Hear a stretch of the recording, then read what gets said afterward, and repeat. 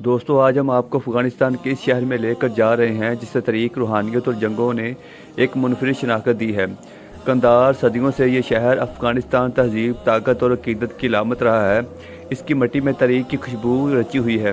اس کی گلیاں اور بازار صدیوں پرانی داستان سناتے ہیں، مگر انہی گلیوں میں کچھ ایسی کہانیاں بھی ہیں جو اکثر سنائی نہیں دیتی۔ یہ کہانیاں ہیں قندھار کی عورتوں کی، جن کی زندگیوں پر روایت، رسم اور پابندیوں کی ایک چھاپ چھوڑ چکی ہے۔ قندھار کے بیشتر علاقوں میں عورت آج بھی ایک محدود زندگی گزارنے پر مجبور ہے۔ تعلیم، روزگار اور اپنی مرضی کے فیصلے کرنا یہاں اب بھی ایک خواب ہے۔ لڑکی کے جنم سے ہی اس کے مقدر کا فیصلہ گھر کے بڑے یا قبیلے کے سربراہ کر دیتے ہیں۔ کہیں کم عمری میں شادی، کہیں جرگے کے فیصلے اور کہیں غربت کا جبر۔ عورت کے لیے ہر راستہ مشکل بنا دیا جاتا ہے۔ ایسا بھی ہوتا ہے کہ 70 یا 80 سال کے وقت اپنی بیٹی کے بدلے 18 سال کی لڑکی سے شادی کر لیتا ہے۔ خاندان یہ سمجھتا ہے کہ یہ لین دین، عزت اور مفاد کا تحفظ ہے، مگر ذرا سا یہ معصوم روح کے خوابوں کی قربانی ہوتی ہے۔ بہت سی لڑکیاں بغیر اپنی مرضی کے ایسی شادیوں میں جکڑ لی جاتی ہیں جہاں ان کی آواز سنی ہی نہیں جاتی۔ ان کے چہروں پر مسکراہٹ ہوتی ہے، مگر دل کے اندر ایک ایسی خاموشی چیخ بسی ہوتی ہے جو کسی تک نہیں پہنچ پاتی۔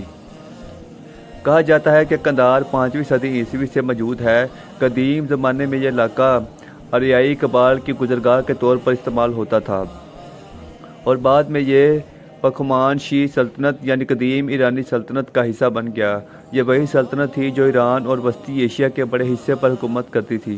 جب اسکندر اعظم یہاں آیا تو اس نے 330 قبل مسیح میں اندار کو فتح کر کے اس کا نام قندھار رکھا۔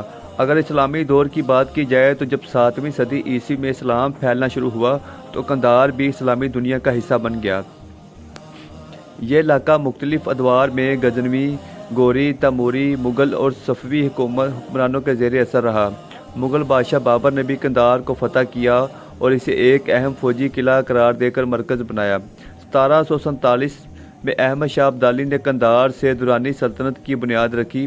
یہ وہ لمحہ تھا جب قندھار افغانستان کا دارالحکومت بھی بنا۔ احمد شاہ ابدالی کو جدید افغانستان کا بانی بھی سمجھا جاتا ہے۔ احمد شاہ کا مقبرہ آج بھی قندھار میں موجود ہے۔ یہ 18ویں صدی میں تعمیر کیا گیا نیلے گنبد والا عظیم الشان مزار فن تعمیر اور اسلامی ثقافت کا حسین شاہکار سمجھا جاتا ہے۔ اس کے اندر سنگ مرمر سے مزین قبر افغان قوم کے ایمان اور عقیدت کی علامت ہے۔ انہیں بابا افغانستان کے نام سے بھی جانا جاتا ہے۔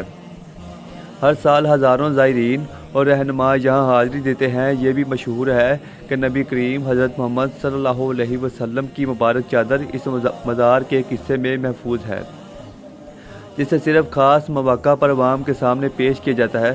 دوستو، قندھار صرف حکمرانوں کا شہر نہیں بلکہ روحانیت سے بھی گہرا تعلق رکھتا ہے۔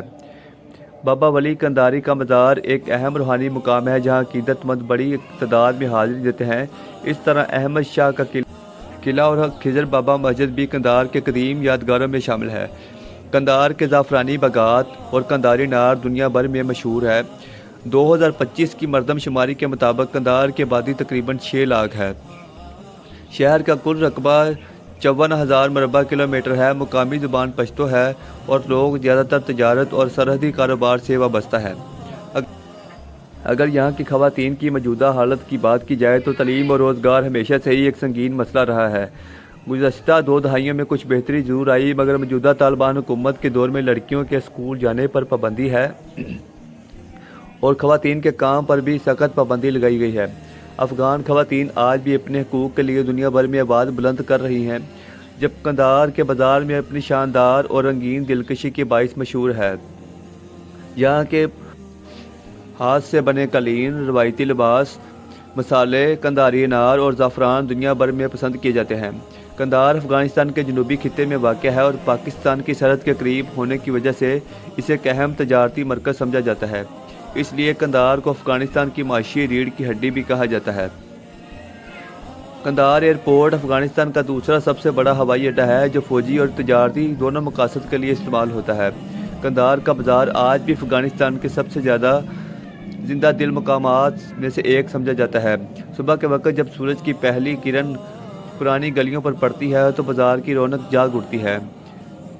ہتھا رنگ، خوشبو اور شور کا انتظار ہوتا ہے۔ رنگ گلیوں میں لکڑی کی پرانی دکانیں، دیواروں پر وقت کے نشان اور دکانداروں کے چہروں پر وہ بھی تھکن بھی ہے جو محنت سے جنم لیتی ہے، اور وہ سکون بھی جو رزق حلال کی کمائی سے آتا ہے۔ بازار میں قدم رکھتے ہی سب سے پہلے جو خوشبو محسوس ہوتی ہے وہ ہوتی ہے قنداری مسالوں کی۔ لال مرچ، زعفران، زیرہ اور خشک لیموں کی مہک ہوا میں کھلی ہوتی ہے۔ ایک طرف خشک میوے بیچنے والے ہوتے ہیں جو بادام، کشمش، پستہ، اخروٹ کے ڈھیر لگائے ہوئے بیٹھے ہیں۔ ان کے ساتھ قالینوں کی دکانیں جہاں افغان دستکاری اپنی خوبصورتی سے حیران کر دیتے ہیں۔ ہر قالین کے پیچھے ایک کہانی ہے، کسی گاؤں کی، کسی عورت کی جو اسے اپنے ہاتھوں سے بنا کر لاتی ہے۔ قندھار کا کھانا اپنی سادگی اور ذائقے کی وجہ سے مشہور ہے۔ افغانستان کے شہر قندھار کے بارے میں کچھ معلومات۔ آپ کو یہ معلومات کیسی لگی ہمیں کمنٹ سیکشن میں ضرور بتائیے گا۔ ویڈیو اچھی لگی ہو تو ویڈیو کو لائک، شیئر اور چینل کو ضرور سبسکرائب کریں تاکہ ہماری آنے والی ہر نئی ویڈیو آپ تک ضرور پہنچ سکے۔ تب تک اپنا اور اپنے اس چینل کا خیال رکھیے گا۔ اللہ حافظ۔